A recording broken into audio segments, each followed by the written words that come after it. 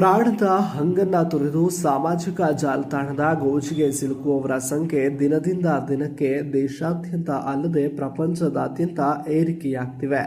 ಈ ಹಿಂದೆ ಕೂಡ ಪ್ರಾಣದ ಹಂಗನ್ನ ತೊರೆದು ರೀಲ್ಸ್ ಹುಚ್ಚಾಟಕ್ಕೆ ಹೋಗಿ ಎಷ್ಟೋ ಜನ ಸಾವನ್ನಪ್ಪಿರುವ ಸುದ್ದಿಗಳನ್ನ ಕೇಳಿದ್ವು.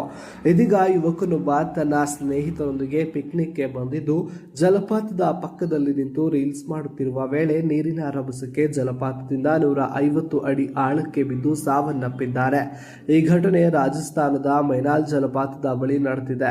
ಮೃತ ಯುವಕ ಬಿಲ್ವಾರ ಜಿಲ್ಲೆಯ ಭವಾನಿ ನಗರದ ನಿವಾಸಿ ಕನ್ಹಯ್ಯ ಲಾಲ್ ಬೈರ್ವಾ ಎಂದು ಗುರುತಿಸಲಾಗಿದ್ದು, ಪೊಲೀಸರು ಮತ್ತು ಆಡಳಿತಾಧಿಕಾರಿಗಳ ತಂಡ ಸ್ಥಳಕ್ಕೆ ಆಗಮಿಸಿ ಪರಿಶೀಲನೆಯನ್ನು ನಡೆಸಿದ್ದು, ಸ್ಥಳೀಯರು ಹಾಗೂ ರಕ್ಷಣಾ ತಂಡ ಯುವಕನ ಶವಕ್ಕಾಗಿ ಶೋಧ ಕಾರ್ಯವನ್ನು ನಡೆಸುತ್ತಿದ್ದಾರೆ.